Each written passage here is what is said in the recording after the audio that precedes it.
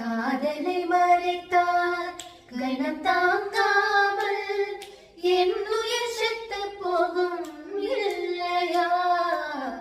காதலை சொல்லி இல்லை என்று மறுத்தால் காதலை செத்து போகும் இல்லையா? ஒரு காதல் கடிதம் எதுவும் மனசை முழுசா சொல்வது இல்லை. நீ கண்கள் அடைத்தால் காதல் நுழைய இன்னொரு வாசல் இல்லை. குமாரி குமாரி